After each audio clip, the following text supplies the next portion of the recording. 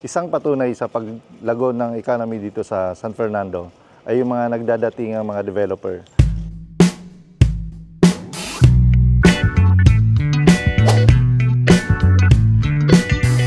Dito sa Pampanga, San Fernando ang isa sa pinaka-major city natin at ang kagandahan dito sa San Fernando, gumaganda talaga yung economy. Isang patunay sa paglago ng economy dito sa San Fernando ay yung mga nagdadatingang mga developer.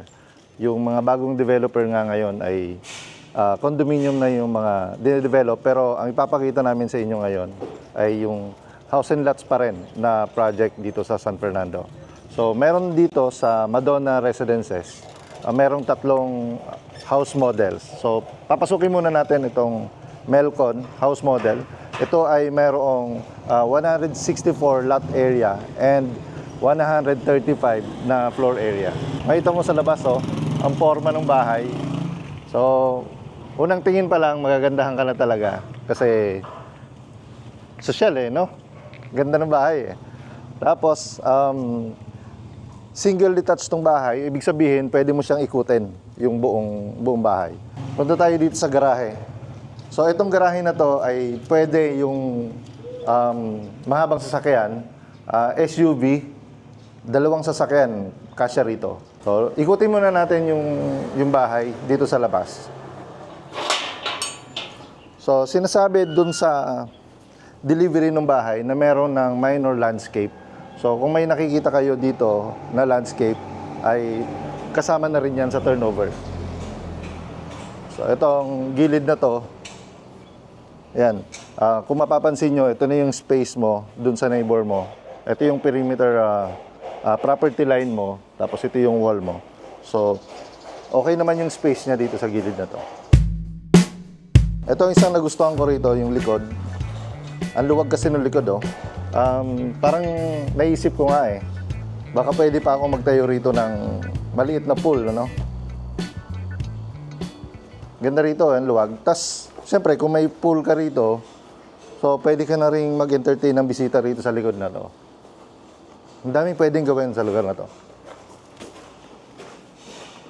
So, may dalawang kitchen. Yung isa na kitchen sa loob, tapos ito, yung pinaka-dirty kitchen yung sa labas. Etong likod na to, ganda rin, Kung gusto mong tumambay, ayan. Tapos ito, kasama rin to, yung hanging na landscape nila. Kasama rin yan. Tapos may gate dito na access naman papunta sa garahe.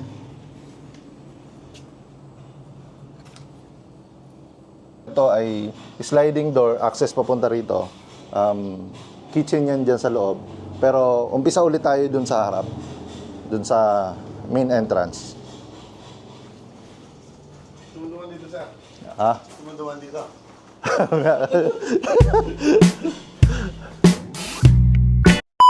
Nandito na tayo ulit sa harap. Papasukin na natin yung bahay. Tingnan natin kasi maraming nagsasabi ang ganda raw ng loob nito. At kung ano man yung makikita nyo sa loob, kasama na rin yon sa package niya ng bahay. So, tara, pasukin natin. Sino ba talaga pumasok? Tara. Ang galing, So, pagpasok mo, living room agad. So, ano nakikita nyo, ito, blinds, kasama na rin yan. Tapos, yung ganito, ang tawag dito, fluted panel. Ito, daming nagre-review. Pang mayaman lang daw to. Di ba? Ang ganda kasi Parang ang lakas magpalamig ng vibe ng lugar. Tapos dito, tingnan mo yung mga yung mga ganto, yung mga simpleng ganto. Lakas magpaganda talaga ng bahay. Tapos yan, dyan meron. So pagka nandito ka, ganda, no? Tapos yung simpleng ganto, shelves, mga hanging shelves. Gustong gusto ko itong mga ganto. Dati nga, nagdi-DIY pa ako ng ganyan So yan. Itong halaman, basta madilig lang ng maayos yan. Okay na tubo yan. So, dito, parang nakaseparate. Ito yung gusto ko sa bahay. Yung nakaseparate yung living tsaka dining. Kasi hindi naman lahat ng bisita gusto mong pakainin eh. So, dyan lang sila. Tapos, andito yung living mo. Tapos, ito yung may island dito sa kitchen na pwede ring bar. Ito, panalo, ganda. Tapos, kung makikita nyo, ang tawag natin dito ay modular cabinets, no? Ayan. Ganda rin ito. Paano buksan to? Ayan, modular. Tapos ito. Ito ang social para sa akin. 2 doors na ref. At kasama yan. Naka-promo yan ngayon. So, pagka gusto mong makipagtaguan, pwede dyan. Eto, pwede ka na rin mag-pantry pag mga lagay ng mga groceries, di ba? So, okay to. Mga modular cabinets. Ang lakas makasosyal ng modular cabinets. Kasali na rin to. So, eto pa. No? O, di ba? Pull down, pull down tray. Di ba? Di ang ganda, oh. Wala kasi ako nito, kaya hindi ko alam ang tawag nito. Okay, no? Napaka-spacious. At ito, ang kagandahan sa etong mga shelves na to, pwede mo pang i-adjust. Kasi, bawa, mas malaki yung ilalagay mo rito. Na-adjust siya. Kaya ko yan dinidiscuss kasi nga kasali siya. So, kasali rin to. Tapos, dito, no? Ito pa, isa pa. Paano ba to? Galing. Sensya na, hindi ako sanay sa ganito. Makakarating din tayo dyan. Ito bro, tingnan mo to. Yung, ang dami rin pwedeng ilagay dito. So, iniisip ko yung mga utensils mo, kutsara, knives, pwede na rin dito. Tapos, yung iba pang mga kailangan. So, more shelves, mas malinis yung bahay, mas organized. 6-seater na dining table. Maluwag pa, spacious pa. Okay pa siya, no? So, ito yung sinasabi ko kanina. So, galing dito sa dining, ito yung sinasabi ko kanina na access papunta rito sa labas. Kung gusto mo mag-coffee, ayan. Ito, yung table.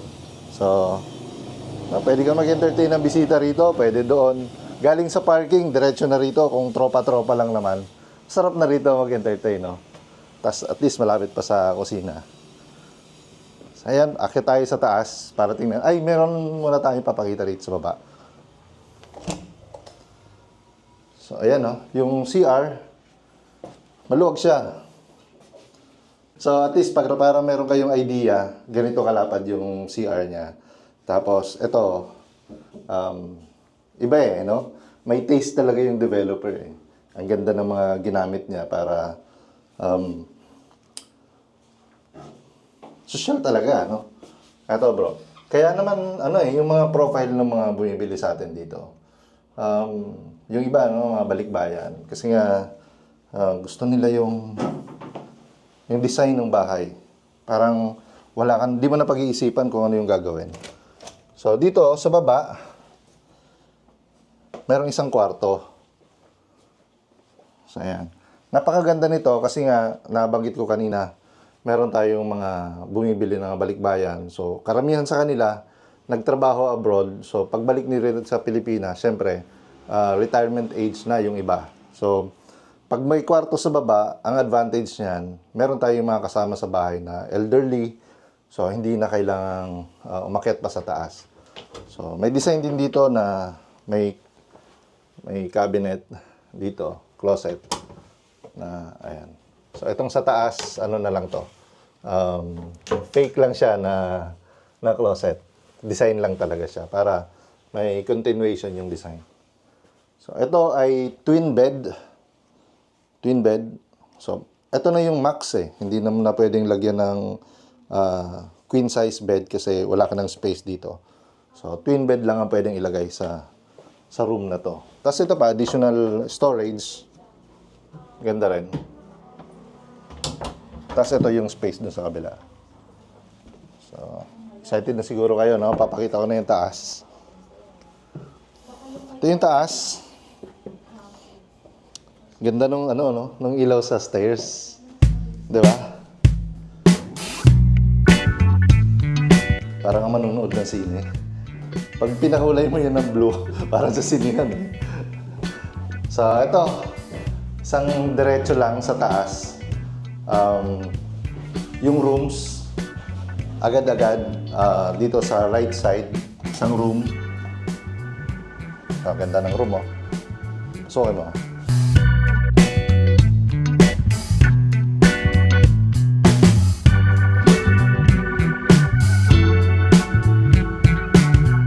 Naisingit ka nila to, may study table, tapos twin bed, maluwag na yan, tapos may closet pa.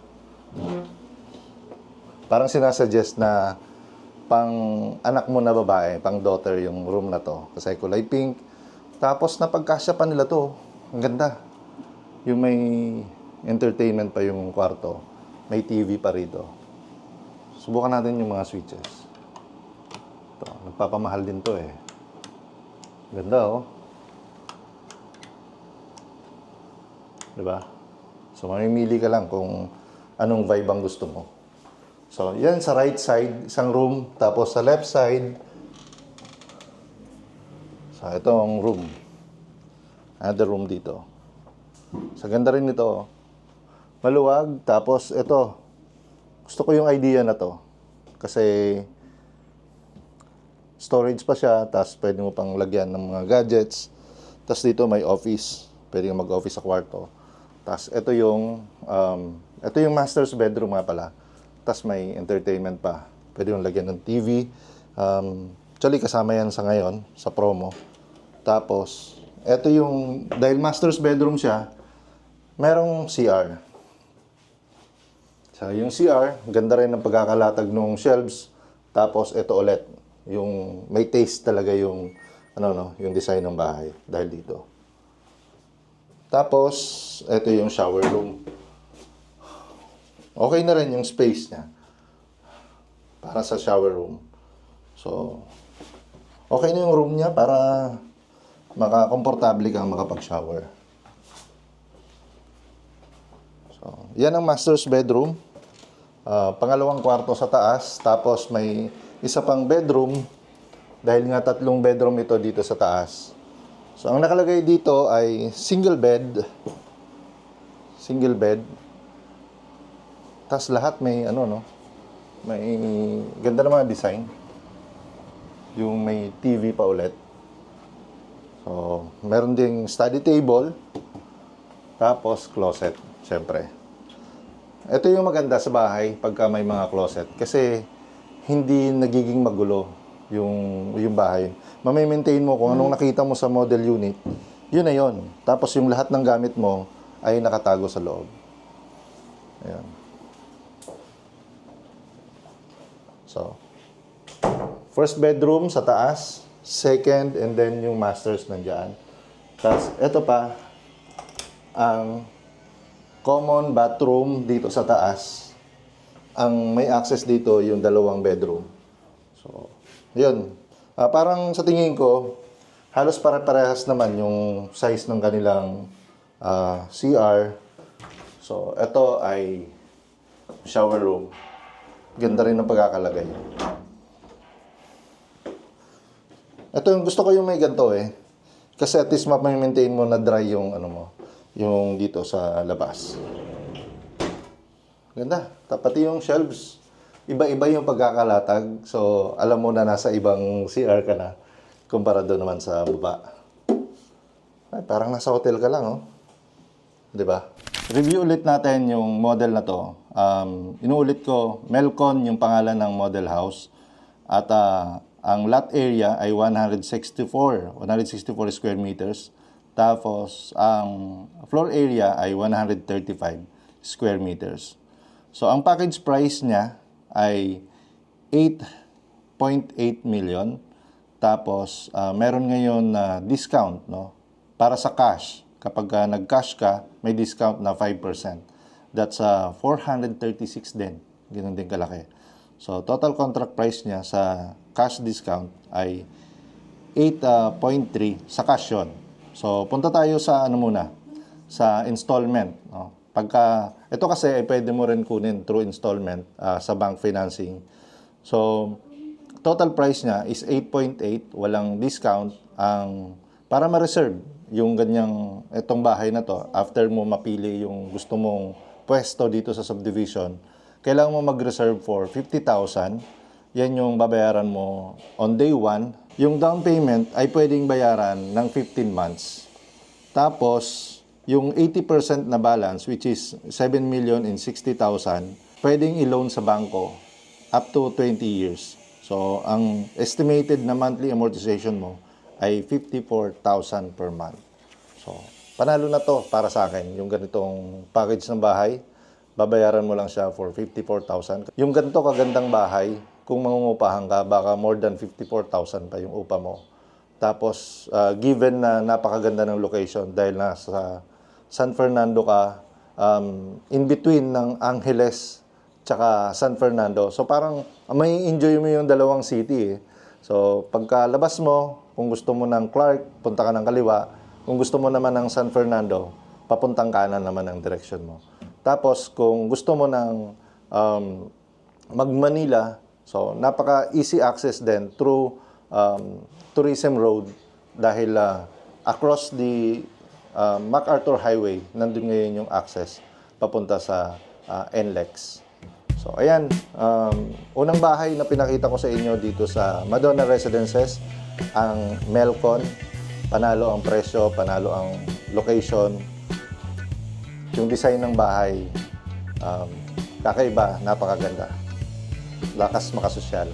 So, kung meron kayong question, meron kayong gusto pang detalyeng gustong itanong sa tungkol sa bahay na to, ay pwede kayong mag-leave ng comment dyan sa comment box natin at sasagutin namin yan. So, maraming salamat. Panoorin nyo pa yung ibang video namin dun sa iba pang model ng bahay dito sa Madonna Residences.